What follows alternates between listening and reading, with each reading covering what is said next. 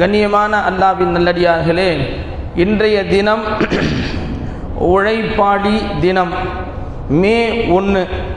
நிறைய பேருக்கு ஆஃபீஸ் லீவாக இருக்கும், கம்பெனிஸ் லீவாக இருக்கும். காரணம், அந்த உழைப்புடைய அந்த உயர்வை, அதனால் ஏற்படக்கூடிய விளைவுகளை மக்கள் பெற்றுக்கொள்ள வேண்டும், அதை புரிந்து கொள்ள வேண்டும் என்பதற்காக, அந்த உழைப்புக்கு உள்ள முக்கியத்தை வலியுறுத்துவதற்காக மே தினம் கொண்டாடப்படுகிறது. உழைப்பாளி தினம். அதாவது அல்லாஹு தாலா இந்த புனிதமான இஸ்லாத்துடைய மார்க்கத்தில் இந்த மனித சமுதாயத்திற்கு என்ன தேவையோ, எது அடிப்படை தேவையோ, எது ஃபியூச்சருக்கு தேவையோ, எல்லாவற்றையும் அல்லாஹு தாலா மனித சமுதாயத்திற்கு தெளிவான முறையிலே குர்ஆனின் மூலமாகவும் ஹதீஸின் மூலமாகவும் விவரித்து அல்லாஹ் சொல்லிவிட்டான்.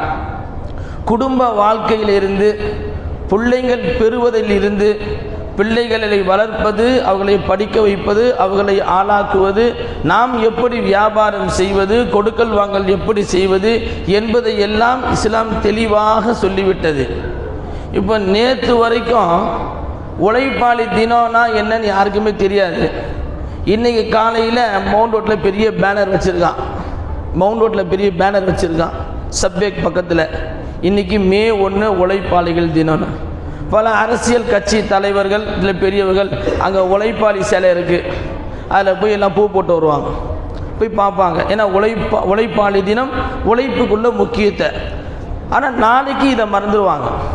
இன்றைக்கி ஒரு நாள் அரசாங்கம் விரும்புகிற, நல்ல கவனிங்க, நபிகள் பெருமானார் ஸல்லல்லாஹு அலைஹி வஸல்லம் அவருடைய வாழ்க்கையில், அவங்க வாழ்ந்த வாழ்க்கையில் மொத்தம் 63 வருஷம் அவங்க வாழ்ந்தாங்க. 40 வருஷம் மைனஸ் நுபுவத்து இல்லாமல், பாக்கி 23 வருஷம் நுபுவத்தோட. நீங்கள் பார்த்தீங்கன்னா நபி தன்னுடைய வாழ்நாளில் நான் ஃப்ரீயாக இருக்கேன் வாங்க அப்படின்னு சொல்லி எங்கள் ஹதீஸ் நீங்கள் பார்க்க முடியாது. நீங்கள் சில பேருக்கு ஃபோன் பண்ணுவீங்க, உங்களை பார்க்க வரலாமா, வாங்க வீட்டில் ஃப்ரீயாக தான் இருக்கேன் அப்படின்னு நீங்கள் கேள்விப்பட்டிருப்பீங்க. உங்கள் நண்பராக இருந்தாலும் சரி, யாராக இருந்தாலும் சரி, இன்றைக்கி ஆஃபீஸ் லீவு தான், வீட்டில் தான் ஃப்ரீயாக இருக்கேன் வாங்க அப்படின்னு நீங்கள்லாம் கேள்விப்பட்டிருப்பீங்க. ஸல்லல்லாஹு அலைஹி வஸல்லம். ஏன்னா உழைப்புன்னு நம்ம சொல்லிட்டு நம்ம வாழ்க்கைக்கும் உழைப்புக்கும் சம்பந்தம் இல்லை, அது வேறு விஷயம். ஆனால் உண்மையிலே உழைத்தது யார், எதற்காக உழைத்தார்கள், அந்த உழைப்புடைய விளைவுகள் என்ன? இன்றைக்கி உலகத்தில் இந்த அக்பர் பாஷா பள்ளிவாசல் நம்மலாம் உட்காந்துருக்கோம், ஏசியில் உட்காந்துருக்கோம், பாயில் உட்காந்துருக்கோம், டைல்ஸில் உட்காந்துருக்கோம், இந்த ஃபேனு கீழே உட்காந்துருக்கோம்னு சொன்னால் இதுக்கு பின்னாடி எத்தனை பேருடைய உழைப்பில் இருக்குது. இப்போ நாம் வீட்டுக்கு போனோன்னா குரானில் பாருங்கள், ஃபஸ் அவு இலா திக்ரில்லான்னு சொல்கிறான் குரானில். நீங்கள் இதா நூதிய லிஸ்ஸலாத், ஏன்னா உங்கள் இமாம் அதான் ஓதுவாங்க. இப்போ ஜும்மாவில் மீ யௌமில் ஜும்ஆ, நீங்கள் ஜும்மாவுக்கு வந்துட்டீங்க, தொழுது முடித்தவன மீ யௌமில் ஜும்ஆத்தி ஃபஸ் அவு இலா திக்ரில்லா, அல்லாஹ்வின் பால் விரைந்து செல்லுங்கள். எதுக்காக? சம்பாத்தியத்துக்கு. இப்போ நாம் என்ன சொல்லுவோம், நீங்கள் வெள்ளிக்கிழமை ஆஃபீஸ் லீவு, வீட்டில் சோறு ரெடியாக, நெய்ச்சோறு பெரும்பாலும் இன்றைக்கி எல்லா வீட்லேயும் கறி சோறு தான் ஆகியிருப்பாங்க. வெள்ளிக்கிழமை எல்லாம் நம்ம சாப்பிட்டு தான் போவோம். ஆனால் குர்ஆன்ல அல்லாஹ் என்ன சொன்னா பத்தியா, ஃபஸ் அவு இலா திக்ரில்லா, தொழுக முடிஞ்சிருச்சா அல்லாஹ்வின் பக்கம் நீங்கள் வஜீபத்தை தேடி வெளியே போங்கிறான். இது குர்ஆன் ஆயிடுச்சு. நாம் எங்கே போகிறோம் தெரியுமா? சாப்பிட்றதுக்கு வீட்டுக்கு போகிறோம். அப்போ நமக்கும் உழைப்புக்கும் சம்பந்தமே இல்லை. நபிகள் பெருமானார் ஸல்லல்லாஹு அலைஹி வஸல்லம் தன்னுடைய வாழ்நாளில் நீங்கள் எப்போ நபியை நீங்கள் பார்த்தாங்களோ மஸ்ஜித் நபவியில் சாய்ந்து உட்கார்ந்திருந்தார்கள்? கிடையாது. ஒன்று தொழுதுட்டு இருப்பாங்க, இல்லை வீட்டில் மனைவிமார்களுக்கு ஏதாயிலும் உதவி செய்து கொண்டிருப்பார்கள், அல்லது பள்ளியில் அமர்ந்து சஹாபாக்களிடம் இந்த தீனுல் இஸ்லாத்தை எப்படி கொண்டு போய் மக்களுக்கு சேர்ப்பது என்பதாக பேசி கொண்டிருப்பார்கள், அல்லது ஏழைகள் வந்துவிட்டார்கள், அனாதைகள் இருக்கிறார்கள், சிறை கைதிகள் வந்துவிட்டார்கள், அவர்களுக்கு எப்படி உணவு கொடுப்பது என்பதாகத்தான் நபிகள் பெருமானார் ஸல்லல்லாஹு அலைஹி வஸல்லம் அவர்கள் போராடி கொண்டிருப்பார்கள், உழைத்து கொண்டிருப்பார்கள். குறைந்தபட்சம் ஹதீஸில் வருது, நல்லா நோட் பண்ணிக்கோங்க. குறைந்தபட்சம் நாம் இன்றைக்கி செருப்பு யூஸ் பண்ணுறோம், பெரும்பாலும் செருப்பு அறுத்துட்டா இப்போ தைக்கிறதுலாம் கிடையாது. ஒத்துக்கிறீங்களா? தைக்கிறது கிடையாது, ரொம்ப ரேர். அப்படி ஒரு ஆள் தைக்க போகிறான்னு சொன்னால் நம்ம அவரை டிவியில் ஃபோட்டோ எடுத்து தான் போடணும். இப்போ அப்படிலாம் கிடையாது. செருப்பு அந்துருச்சா நேராக அப்படி போகிறவள தூக்கி போட்டு வேறு செருப்பு வாங்கிட்டு போகிறோம். ஒரு காலம் இருந்துச்சு, செருப்பு தைக்கிற ரூபாய் தேடி போய் 2 ரூபா 2000 ரூபா 3 ரூபா 5 ரூபா தச்ச காலம்லாம் இருக்குது. நபிகள் பெருமானார் ஸல்லல்லாஹு அலைஹி வஸல்லம் எல்லா வேலையும் செய்து விட்டார்கள். கடைசியாக நபியை பார்த்தால் அவர்களுடைய செருப்பை அவர்கள் தைத்து கொண்டிருப்பார்கள். நபி ஸல்லல்லாஹு அலைஹி வஸல்லம் குறைந்தபட்சம் அந்த சஹாபாக்கள் பிரச்சனை, போர் பிரச்சனை, மனைவி மக்களுக்கு வஜிபனை கொடுக்கறது, இது எல்லா தொழுகை இபாதத் எல்லாம் போக நபி என்ன செய்வாங்க அப்படின்னா குறைஞ்சபட்சம் தன்னுடைய செருப்பு, அறந்து போன செருப்பை தானே தைத்து கொண்டிருப்பார்கள் என்பதாக ஹதீஸில் வருது. அப்போ நபி சும்மவே இல்லை. இப்போ நபிமார்களுடைய வேலை பற்றி பாருங்க. நபிமார்களுடைய வேலை என்ன? தீனி தாவத், மக்களுக்கு ஏனாய கலிமத்துல்லா, கலிமாவை மக்களுக்கு எத்தி வைப்பது. அல்லாஹ் அதை மட்டும் சொல்லலை, நபியே உங்களுடைய குடும்பத்துக்கு உண்டான வஜிபத்தை நீங்கள் தேடிக்கங்க, உங்கள் குடும்பத்துக்கு வஜிபனை தேடிக்க. ஏன்னா நபின்னு சொன்னால் எல்லாம் ஹதியா கொடுக்கணும், எல்லாம் அரிசி மூட்டை கொடுக்கணும் அப்படின்னு அல்லாஹ்வுடைய நபி மக்கள் பக்கம் தேவையாகிவிட்டார் என்று மக்கள் சொல்லிவிடக்கூடாது. அதனால் நீங்கள் தான் சம்பாதிங்க, நீங்கள் கொஞ்சம் உழைங்கன்னு அல்லாஹ் சொல்கிறான். அப்போ எல்லா நபிமார்களும் ஹத்தாக்கு நீங்கள் பாருங்கள், நூஹ் அலைஹிஸ்ஸலாம் 950 வருஷம் தச்சர், கார்பெண்டர், அந்த வேலை செஞ்சாங்க. இத்ரீஸ் அலைஹிஸ்ஸலாம் துணி தச்சாங்க.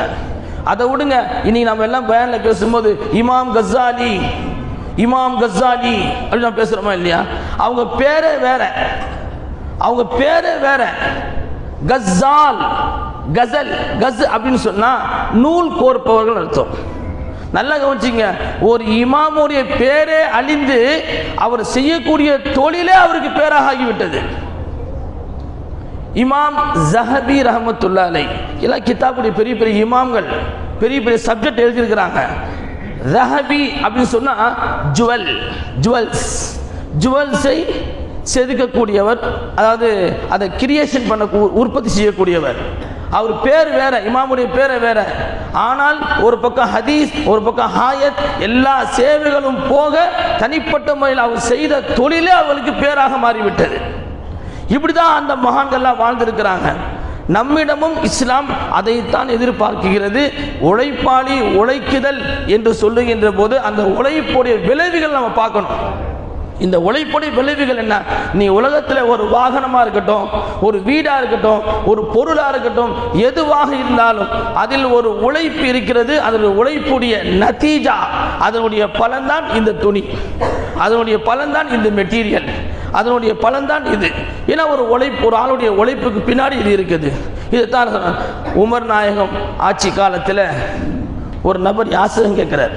பொதுவாகவே இன்றைக்கி சமுதாயத்தில் ஒரு பொண்ணுக்கு ஒரு மாப்பிள்ளை பார்க்குறாங்க வச்சிங்களேன், உதாரணத்துக்கு சொல்கிறேன், மாப்பிள்ளை அழகாக இருக்கா, அழகா இல்லை, ஆள் நிறமா, வெள்ளையா இல்லை பிளாக்கா, அதெல்லாம் ஒரு பக்கம் வைங்க. ஒரு ஆள் ஒரு பொண்ணுக்கு மாப்பிள்ளை பார்க்குறாரு, முதல் ஆப்ஷன் தெரியுமா? மாப்பிள்ளை என்ன சம்பாதிக்கிறார், எங்கே வேலை செய்கிறார், அவருடைய வருமானம் என்ன, இதை ஃபஸ்ட்டு கணிக்கிறாங்க ஃபஸ்ட்டு. அதுக்கப்புறம் குடும்பத்தை விசாரிக்கிறாங்க. மாப்பிள்ளைக்கு இந்த பழக்கம் இருக்கா, சிகரெட் பழக்கம் இருக்கா, சாராய பழக்கம் இருக்கா, அதெல்லாம் எக்ஸெட்ரா எக்ஸெட்ரா எக்ஸெட்ரா. இப்போ முதல்ல ஒரு பொண்ணுக்கு மாப்பிள்ளை பார்க்கறதா கூட ஒரு சம்பாத்தியத்தை தான் ஃபஸ்ட்டு மென்ஷன் பண்ணுறாங்க, சம்பாத்தியம் அவர்கிட்ட இருக்கான்னு சொல்லி. அப்போ சம்பாத்தியம் என்பது உழைப்பு என்பது ரொம்ப முக்கியம். நபியும் சரி, சஹாபாக்களும் சரி, உம்மர் நாயகம் அவங்க ஆட்சி காலத்தில் யாராவது எதிர்க்க வாலிபர்கள் வந்தாங்க வச்சிங்களேன், சலாம் சொல்லி பேசிட்டு அவங்க முகம் சிரித்த முகமாக இருக்கும். அந்த வந்த வாலிபர்கிட்ட கேட்பாங்க, நீ என்னப்பா வேலை செய்கிறேன்னு கேட்பாங்க. அவர் செய்கிற வேலையை சொல்லிட்டாருன்னா அவங்களுடைய முகம் இன்னும் மலர்ந்து விடும். இல்லை சும்மா தான் இருக்கேன் அப்படின்னு சொன்னால் அவங்களுடைய முகம் வாடிவிடும்.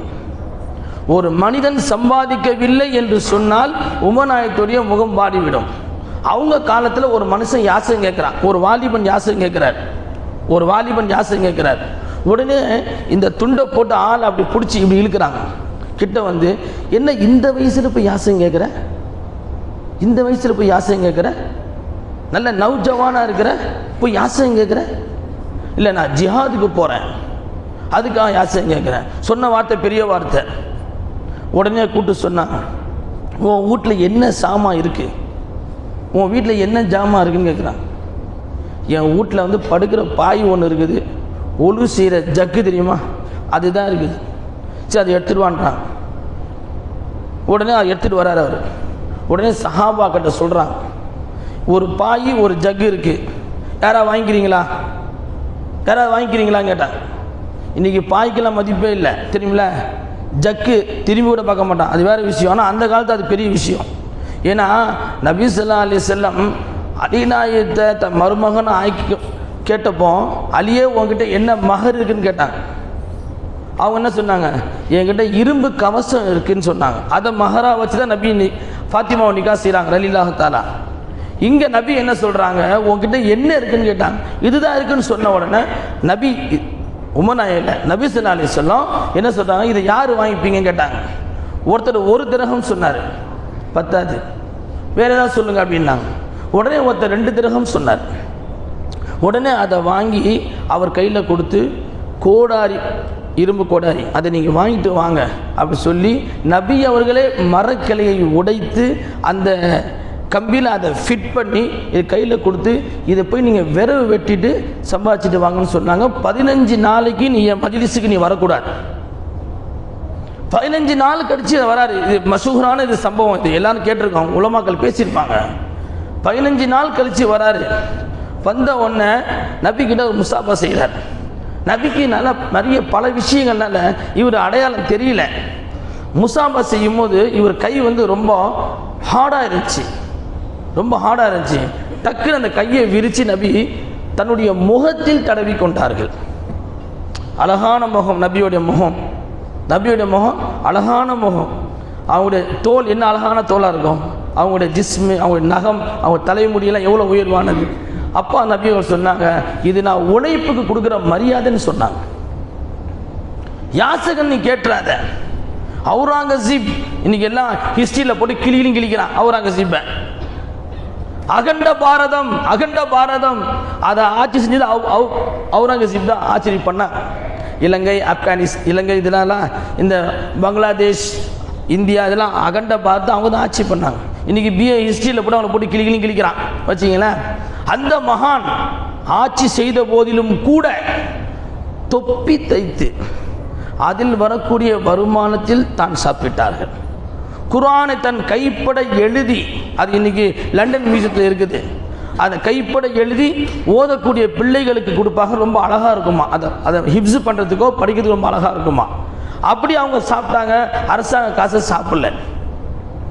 ஏன் தாவூத் அலைஹிஸ்ஸலாம் பற்றி நீங்கள் அல்லாஹ் குர்ஆனில் சொல்கிறான், எந்த நபியுமே சொல்ல. தாவூதை பற்றி அல்லாஹ் சொல்கிறான் அலைஹிஸ்ஸலாம், யா தாவூது இன்னா ஜஅல்னாகும் ஹலீஃபத்தன் ஃபில் அர்த். ஆதம் தான் ஹலீஃபா, இன்னி ஜாயிலுன் ஃபில் அர்தி ஹலீஃபான்னு சொல். ஆனால் அங்கே சொல்லும் போது இங்கே என்ன சொல்கிறான், தாவூத் இஸ்லாமை ஹலீஃபான்னு அல்லாஹ் சொல்கிறான். ஏன் அவங்களுக்கு அல்லாஹ் அவ்வளோ உயர்வு சொன்னான் தாவூத் அலைஹிஸ்ஸலாம் பற்றி குர்ஆனில் அல்லாஹ் உயர்வாக சொல்கிறான். அவங்களுடைய இதை பற்றி எந்த அளவுக்குன்னா, அவங்க திக்ர் செஞ்சால் கூட பக்கத்தில் இருக்க மரங்கள், மலைகள், பக்கத்தில் இருக்க மெட்டீரியல்ஸ்லாம் திக்ர் செய்யும். இப்போ நான் திக்ர் செய்யணும், ஓகே, இந்த பாயை வந்து என் கூட திக்ர் செய்யுமா, செய்யாது, அது தனியாக திக்ர் செய்யுது. வயும் மின் ஷைஇன் இல்லா யுஸப்பிஹு பிஹம்திஹி, ஆல்ரெடி எல்லா வஸ்துமே அல்லாஹ் தஸ்பீஹ் செய்யுது, அல்லாஹ் திக்ர் செய்யுது. ஆனால் அல்லாஹ் சொன்னா தாவூத் திக்ர் செய்யும் போது நீங்களாம் ஜாயின் பண்ணிக்கோங்கிறான் குர்ஆன்ல, ஜாயின் பண்ணிக்கோங்க அவங்களோட சொல்றான். ஏன் அப்படி சிறப்பை கொடுத்தா, அந்த நாட்டில் அரசரை போராடுறாங்க. தாவூத் அலைஹிஸ்ஸலாமுக்கு அல்லாஹ் அரசாட்சியை கொடுத்தான். எப்படி கொடுத்தான், ஆளு கொஞ்சம் குள்ளந்தான், ஷார்ட். தாவூத் அலைஹிஸ்ஸலாம், சுலைமான் அலைஹிஸ்ஸலாமுக்கு குடும்ப சொத்து மாதிரி வந்துருச்சு அரசாட்சி. ஏன்னா பாப்பாவை கொண்டு அடுத்து சுலைமான் அலைஹிஸ்ஸலாமுக்கு அரசாட்சி கிடைச்சிருச்சு.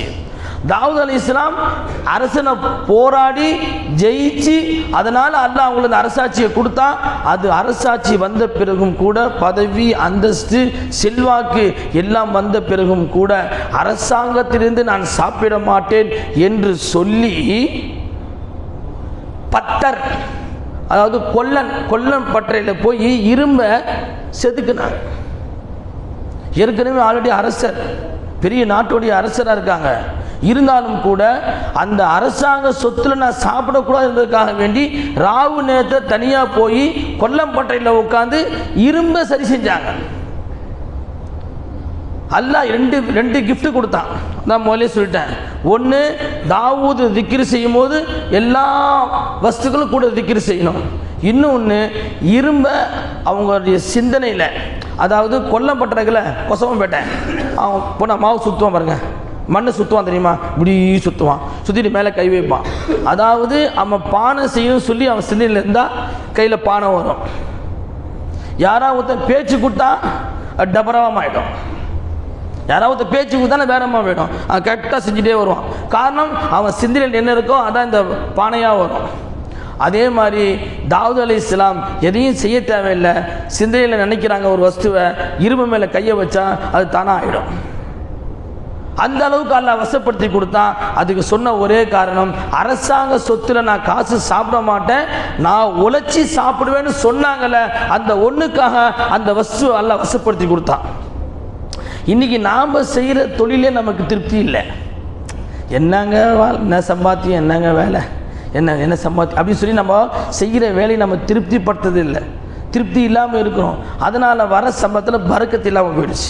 ஆனால் அவர்கள் அவ்வளோ பெரிய அரசாட்சி கொடுத்தாலும் கூட, இன்னும் நல்லா கவனிக்கணும், நபிமாவுடைய வரலாறுலாம் ரொம்ப அற்புதமான வரலாறு.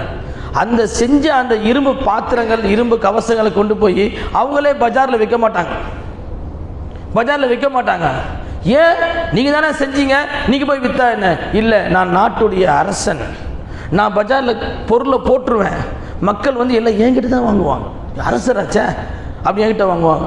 நாளைக்கு அவங்களுக்கு ஏதாயிலும் ஒரு தேவை வந்தா, ஒரு கேஸுன்னு வந்தாங்க வச்சிங்களேன், ஹஸ்ரத் நான் ரெகுலர் கஸ்டமர் அடிமா, நான் ரெகுலர் கஸ்டமர் ஹஸ்ரத் அடிமா, அதனால இது எனக்கு வேணே வேணாம், அடிமையில கொடுத்து நீ போய் வித்துட்டு வா.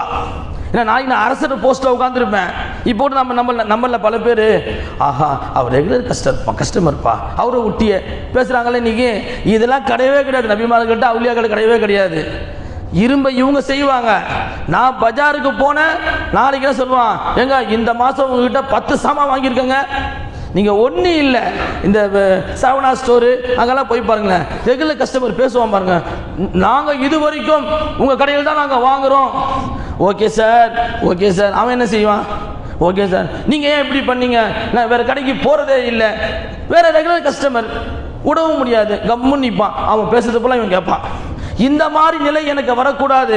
நான் உழைத்து சம்பாதிக்கின்றேன், அதனால் நான் செய்த மெட்டீரியலை வேளாட்டை கொடுத்து விற்கிறேன். நாளைக்கு ஒரு கேஸின் வரும்போது நான் என்ன நீதமோ அதுதான் செய்வேன், முகதாட்சனை பார்க்க மாட்டேன் என்பதாக வாழ்ந்தவர்கள் நபிமார்கள். காரணம், இந்த இஸ்லாத்தில் உள்ள உழைப்பு இருக்கிறதே, உழைப்பு கொடுக்கிற முக்கியத்துவம் வேற எந்த மார்க்கத்திலும் அதற்கு அந்த அளவு அழுத்தம் கொடுக்கப்படவில்லை. எனவே இந்த உலகத்தில் நாம் கடைசி வரை அல்லாஹ்ட்ட துவா கேட்கணும். மார்க்கத்தில் ஒரு சட்டம் ஒன்று வருது, நல்லா கவனிச்சிங்க. நாம் நல்லா சம்பாதிச்சோம், இப்போ எனக்கு 2 புள்ள, 2 ஆம்பளை பசங்க, இல்லை பொம்பளை பசங்க வச்சிங்களேன், எல்லாம் நல்லா சம்பாதிக்கிறாங்க, எல்லாம் நல்ல பொசிஷனில் இருக்கிறாங்க. இப்போ நான் நல்ல ஆரோக்கியமாக இருக்கேன், எனக்கு 60 வயசு ரிட்டைர்மெண்ட்டு, 60 வயசில் ரிட்டைர்மெண்ட்டு. கம்பெனியில் எவ்வளோ நமக்கு வயசு தெரியல, நமக்கு கம்பெனியில் 60 தான் நினைக்கிறேன், வீட்டுக்கு அனுப்பிச்சிடுவோம் 60 வயசில். இப்போ நல்ல ஆரோக்கியமாக நான் இருக்கிறேன், நான் 60 வருஷம் உழைச்சிட்டேன், என் பிள்ளைங்களாம் செட்டில்மெண்ட் ஆகிட்டாங்க. இப்போ நான் என்ன செய்யணும்? மார்க்க தீர்ப்பு என்ன? சும்மா இருக்கலாமா? நான் சம்பாரிச்சிட்டேன், அங்கே ஒரு 2 வீடு இருக்குது, 2 பசங்களுக்கு 2 வீடு வாங்கி கொடுத்துட்டேன். ஒரு பையன் அமெரிக்காவில் செட்டில் ஆகிட்டான், ஒரு பொண்ணு ஜப்பானில் செட்டில் ஆகிடுச்சு, என் சொந்த வீடு இங்கே இருக்குது, நான் வேலையை எல்லாம் அப்படியே செஞ்சு முடிச்சுட்டு வந்துட்டேன். நான் மார்க்கம் சொல்லுது நீ உழைன்னு சொல்லுது, நான் உழைச்சி என்ன செய்யறது? எனக்கு தான் 2 வீடு இருக்குதே, பையன்லாம் சம்பாதிக்கிறானே. இஸ்லாமிய மார்க்கம் சொல்கிறது நீ சம்பாதித்து ஏழைக்கு கொடு. உனக்கு கை நல்லா இருக்கா, கால் நல்லா இருக்கா, நடக்கிறியா, போறியா, உன்னால் எழுத முடியுமா, தொழுகைக்கு போக பாக்கி நேரத்தை நீ உழைக்க வேண்டும், ஒரு கம்பெனியில் போய் வேலை செய்ய வேண்டும், அல்லது ஒரு கடை போட்டு உட்கார வேண்டும். அதில் வரக்கூடிய லாபத்தை நீ நல்லா இருக்க, உனக்கு தேவையில்லை, இருந்தாலும் பரவாயில்லை, உன் முகல்ல இருக்கக்கூடிய ஏழைகளுக்கு அந்த காசை கொடு. ஆக இஸ்லாம் என்ன சொல்லுது? நீ உழைத்துத்தான் ஆக வேண்டும் என்று சொல்லுது. உழைக்க முடியல, கால் முட்டி தேஞ்சு போச்சு, நடந்து 10 ஸ்டெப்ஸ் ஏற முடியலன்னா சட்டம் வேற. நல்லா இருக்கிற, நல்லா சாப்பிட்ற, சாப்பிட்ட பொருள் ஜீர்ணிக்குது, ஒன்றுக்கு ஃப்ரீயாக வருது, நல்லா நடக்கிறனா கட்டாயம் நீ உழைத்து தான் ஆக வேண்டும். அந்த காசை நீ ஏழைக்கு கொடுத்து தான் ஆக வேண்டும். இதான் இஸ்லாம் சொல்லுது. எனவே வல்ல ரஹ்மான் நம்ம அனைவருக்கும் யார் பக்கமும் தேவையாகாமல் கண்ணியமான முறையில் நாம் உழைத்து நம்முடைய சம்பாத்தியத்தை கொண்டு கண்ணியமாக வாழ்வதற்கு அல்லாஹ் தௌஃபீக் செய்வானாக. கடைசி வரை நமக்கு கை கால் சலாமத்தை தந்தல் புரிவானாக. யாரையும் எதிர்பார்த்து வாழாமல் அல்லது யாரையும் சார்ந்து வாழாமல் அல்லாஹ் நம் அனைவரும் அல்லாஹ் பாதுகாப்பானாக. நம்முடைய காலை முதல் இரவு படுக்கின்ற வரை அல்லாவை கொண்டே தேவைகளை பூர்த்தி செய்யக்கூடிய உயர்வான உன்னதமான மக்களாக நம்மையும் நம்முடைய மனைவி மக்களையும் அல்லாஹ் ஆக்கி அருள் புரிவானாக. வாஹிர் தாவானா அல்ஹம்துலில்லாஹி ரப்பில் ஆலமீன்.